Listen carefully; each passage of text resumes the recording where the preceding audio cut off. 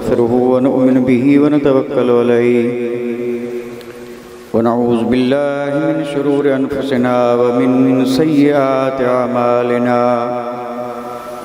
من يهده الله فلا مضل له ومن يضلله فلا هادي له ونشهد أن لا إله إلا الله وحده لا شريك له ونشهد أن سيدنا ومولانا محمدا عبده ورسوله أما بعد فأعوذ بالله من الشيطان الرجيم بسم الله الرحمن الرحيم ما آتاكم الرسول فخذوه وما نهاكم عنه فانتهوا آمنت بالله صدق الله مولانا العظيم وصدق رسوله النبي الأمين الكريم ونحن على ما قال من الشاهدين والشاكرين والحمد لله رب العالمين كما قال الله تبارك وتعالى في عظمة شان حبيبه إن الله وملائكته يصلون على النبي يا أيها الذين آمنوا صلوا عليه وسلموا تسليما صلى الله على النبي الأمي وآله صلى الله تعالى على محمد صلى الله عليه وسلم اللهم صل على سيدنا مولانا محمد وعلى آل سيدنا زور سے درود پاک پڑھو صلی اللہ علیہ النبی الأمي وآله صلی اللہ تعالی اللهم صل على سيدنا مولانا محمد وعلى آل سيدنا مولانا محمد وبارك وسلم صلاة وسلاما عليك يا رسول الله صلاة وسلاما عليك يا حبيب الله لائق ست عظیم و تکریم واجب الاحترام گرامی قدر استاذی و استاذ العلماء مصلح قوم و ملت قائد قوم و ملت شیخ الحدیث و شیخ التفسیر پیر طریقت حضرت علامہ الحاج پیر سید باپو غلام حسین شاہ صاحب دامت برکاتہم العالیہ و دیگر مشائخ اعظام علماء ذوی الاحترام، آج کی یہ بابرکت محفل جسے شادی خانہ آبادی کے خوشیوں بھرے اور پرمسرت موقع پہ حصول برکت کے لیے اور شکرانے کے طور پہ منعقد کیا گیا، جس میں آپ اور ہم شریک ہوئے ہیں۔ اللہ تعالی ہم سب کی حاضری کو قبول فرمائے اور اس ذکر خیر کے توسل اور تصدق سے اللہ تبارک و تعالی صاحب خانہ کے تمام جائز مقاصد کو پورا فرمائے۔ ویسے آج کی اس بابرکت محفل کو جو نام دیا گیا، بڑا زبردست نام دیا گیا۔ یہ جلسہ بھی نہیں، یہ مجلس بھی نہیں، بلکہ یہ اسے نام دیا گیا ہے کانفرنس۔ اور کانفرنس بھی کیسی، کیونکہ کانفرنسیں بھی الگ الگ ہوا کرتی ہیں۔ یہ کانفرنس جو ہے، یہ جلسہ یا اسے جو بھی کہیں، اسے نام دیا گیا ہے اصلاح معاشرہ۔ جی یہ معاشرے کی اصلاح کے لیے منعقد کیا گیا ہے۔ جی لفظ دو ہیں، پہلے اسے سمجھ لیں۔ شروع ہوا ہے یہ پوسٹر کی جو سرخی ہے، اس کی ابتدا ہے اصلاح۔ اصلاح عربی لفظ ہے اور یہ صلح یصلح سے بنا ہے۔ اصلاح کا معنی ہے، میں بالکل آسان معنی عرض کرتا ہوں، اصلاح کا معنی ہے سدھارنا۔ اصلاح کا معنی ہے سدھارنا، جی اور یہ سدھارنا جو ہے یہ ضد ہے بگاڑ کا، یعنی جب بھی کوئی چیز بگڑتی ہے تو اسے سدھارا جاتا ہے۔ اور یہ بگاڑ جو ہے اس کو عربی میں کہتے ہیں فساد، یعنی ایک طرف فساد ہے اور اس کے مقابل ہے اصلاح۔ جی ہاں، یعنی جب کوئی چیز خراب ہو جاتی ہے تو اسے کیا کیا جاتا ہے؟ سدھارا جاتا ہے۔ اب اسے آپ جس الفاظ جیسے بھی سمجھ لیں سمجھ سکتے ہیں، کیونکہ آج یہ نیا دور ہے، اس میں الفاظ بھی بہت سارے نئے یوز ہوتے ہیں، لیکن یہ اگرچہ پرانے الفاظ ہیں لیکن الفاظ ایسے ہیں کہ آسانی سے سمجھ میں آ سکتے ہیں۔ جی، اصلاح معنی سدھار، اور سدھار ہوتا ہے کس کا؟ جب کوئی چیز بگڑ جائے، جس میں خرابی آ جائے۔ آپ دیکھتے ہیں ایک چھوٹا بچہ اپنا سبق لکھ کر کے اور استاد کے بات لے کر اور پیش کر کے اور عرض کرتا ہے کہ حضرت ذرا اسے دیکھیں اور اس میں اگر کوئی یعنی خرابی ہو، بگاڑ ہو تو سدھار دیں، اصلاح فرما دیں۔ تو اب استاد اسے بڑے غور سے دیکھ کر کے اور پھر اس میں جہاں جہاں پر بھی کوئی خرابی، کوئی غلطی ہوتی ہے تو اسے کاٹ کے اور پھر اس کو سدھار دیتا ہے۔ یعنی اصلاح کا معنی ہے سدھار۔ اب یہ سدھار اور یہ اصلاح کا لفظ کئی یعنی دوسرے الفاظ کے ساتھ ملا کر کے بولا جاتا ہے، اور اگر میں یہ بھی کہوں کہ جہاں جہاں بگاڑ ہے وہاں وہاں اصلاح کا لفظ بول سکتے ہیں۔ یعنی اگر آدمی کا نفس بگڑ جائے تو کہتے ہیں اصلاح نفس، اندر نفس بگڑ جائے تو کہیں گے اصلاح نفس، روح بگڑے تو کہیں گے اصلاح روح، اور اس طرح اگر اعمال بگڑ جائیں تو کہتے ہیں اصلاح اعمال۔ جی ہاں، لیکن یہ جتنے بھی لفظ ہیں یہ سب واحد ہیں، ایک ایک، اصلاح نفس، اصلاح اعمال، اصلاح روح۔ لیکن یہ یہاں اس پوسٹر کو جو نام دیا گیا آپ ذرا غور کریں، یہاں کیا کہا؟ اصلاح معاشرہ، یعنی معاشرے کی اصلاح۔ اچھا، معاشرہ کسے کہتے ہیں؟ معاشرہ کوئی آدمی ہے کیا؟ آپ نے کبھی کسی معاشرے سے ملاقات کی؟ کیا کسی عربی کو، کسی عجمی کو، کسی خاص شخص کو معاشرہ کہتے ہیں؟ تو آپ کہیں گے نہیں، معاشرہ کہتے ہیں کہ جو کئی افراد، کئی اقوام اور کئی اشخاص کے تشکیل سے معاشرہ جنم پاتا ہے۔ بے شک، یعنی کئی قومیں، کئی قبیلے، کئی افراد جب مل جاتے ہیں تو اب یہ معاشرہ بنتا ہے۔ ہم جیسے بولتے ہیں کہ مسلم معاشرہ، اس طرح ہر قوم اپنے لیے بولتی ہے کہ یہ فلاں کا معاشرہ، یہ فلاں کا، نام لینے کی ضرورت ہے۔ ہم بولتے ہیں مسلم معاشرہ، اور پھر یہ معاشرہ جو ہے نا اس کو سب اپنا معاشرہ کرتے ہیں، تو ظاہر بات ہے سب اس میں شریک ہیں۔ ایک مفتی صاحب نے بھی کہا ہمارا معاشرہ، تو گویا مفتی صاحب بھی معاشرے میں آ گئے۔ جی ہاں، ایک شیخ الحدیث نے بھی بات کی تو کہا ہمارا معاشرہ، تو شیخ الحدیث بھی اسی معاشرے میں۔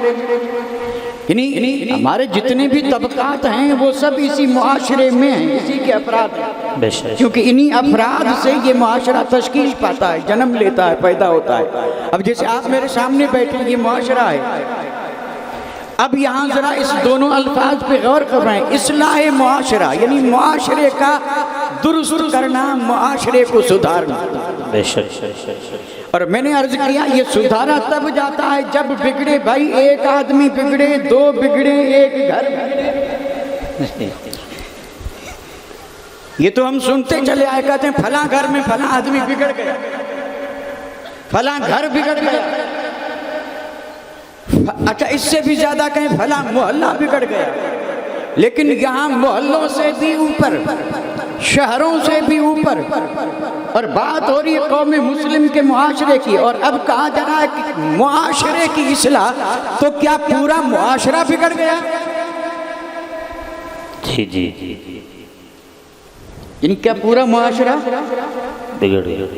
بگڑ گیا کہ اب اس کی اصلاح کی جا رہی ہے؟ اچھا، اب اگر یہاں تھوڑی دیر کے لیے بزرگان دین کی بارگاہ سے اجازت لیتے ہوئے میں آپ سے پوچھوں کہ کیا معاشرہ بگڑ گیا ہے، جواب کیا دیں گے؟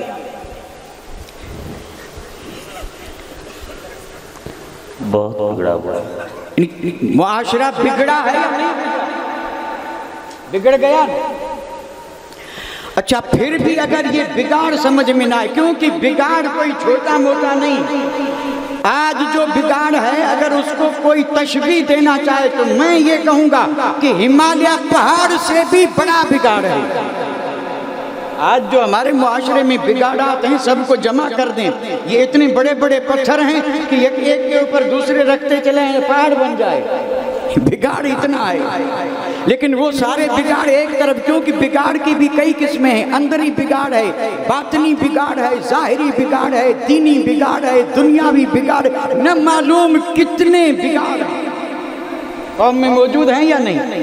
ان سارے بگاڑوں سے قطع نظر میں صرف ایک بات عرض کر رہا ہوں، حدیث پاک کی روشنی میں کہ قوم بگڑتی کب ہے اور یہ قوم جب بگڑ جائے تو سدھرتی کیسے، صرف دو جملے عرض کروں گا۔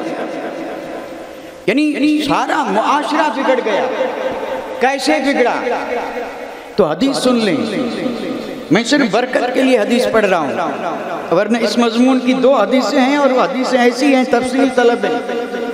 دونوں حدیثوں کی ابتدا ایک ہی جملے سے ہو رہی ہے۔ میرے آقا نے فرمایا لا یؤمن احدکم حتی اکون احب الیہ من والدہ وولدہ والناس اجمعین، بڑی مشہور حدیث ہے اور الحمدللہ ہر ایک کی زبان زد عام اور خاص ہے۔ میرے آقا نے فرمایا جب تک اس کے دل میں سب کی محبت سے میری محبت زیادہ نہیں، مومن ہو ہی نہیں سکتا۔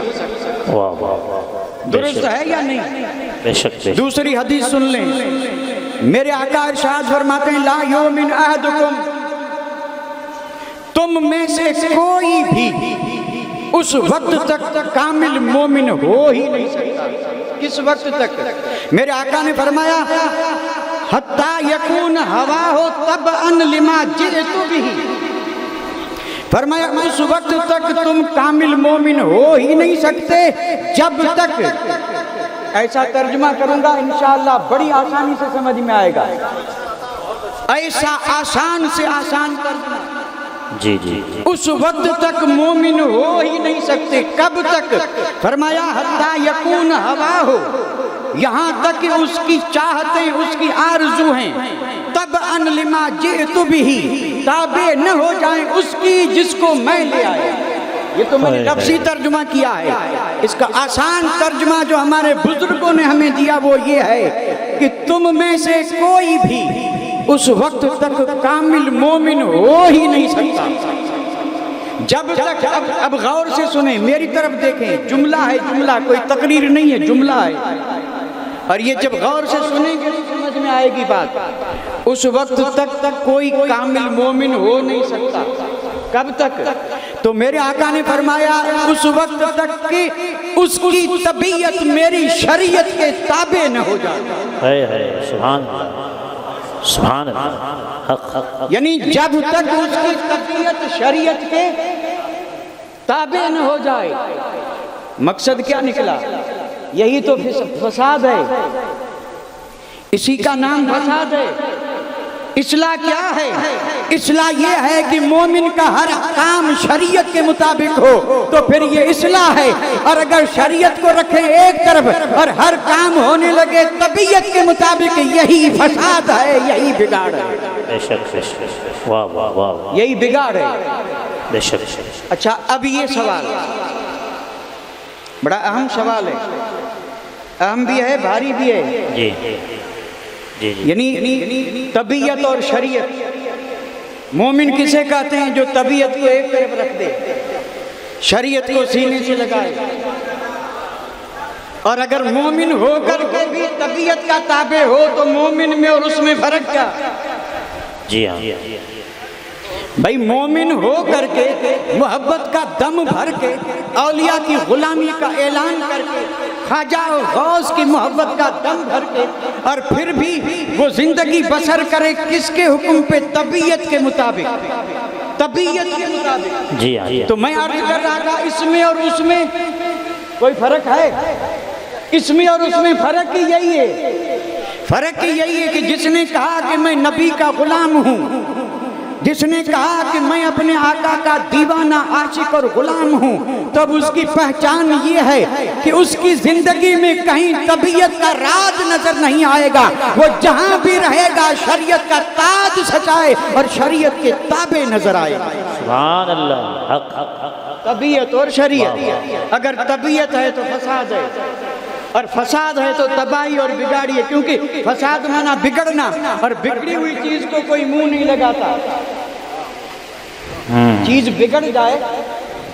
یہ کچھ لوگ یعنی قربانی کا گوشت فریج میں رکھ دیتے ہیں، غریبوں کو نہیں دیتے، اور پھر بگڑ جاتا ہے. کھاتے کیوں نہیں؟ گوشت ہے نا قربانی کا، پھینکو کیوں؟ کھاؤ نا. کھانا تو دور ہے، فریج میں بھی نہیں رکھتے. بھئی نہیں کھاتے ہیں تو ادب کی جگہ رہنے تو جگہ نہیں، بگڑ گیا. اور جب بگڑ گیا تو جگہ بھی ہٹی، مقام بھی ہٹا. اس امت کا مقام یہ نہیں تھا، یہ مقام اس لیے ہے کہ یہ معاشرہ بگڑ گیا. اور بگاڑ یہی ہے کہ جدھر دیکھو ادھر طبیعت کا راج ہے یا نہیں؟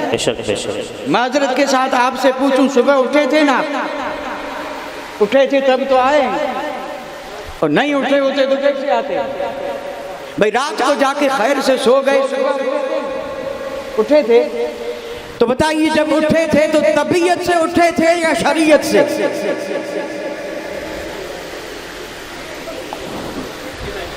اکثر طبیعت. اچھا طبیعت سے اٹھے تو آپ طبیعت والے ہیں یا شریعت؟ شریعت کہاں گئی؟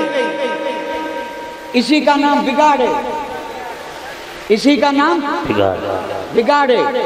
ننگا کوئی نہیں گھومتا، پاگل ہو تو الگ بات ہے، ورنہ کوئی نہیں. سب لباس پہنے ہوئے، میں بھی پہنے ہوں، آپ بھی پہنے ہیں، چھوٹے بڑے سب پہنے ہوئے ہیں یا نہیں؟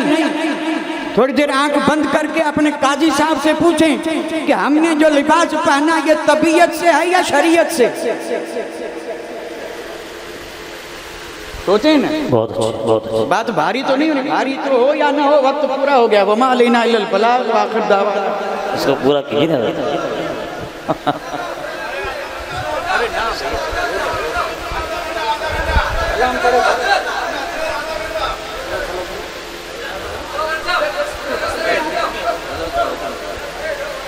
چلو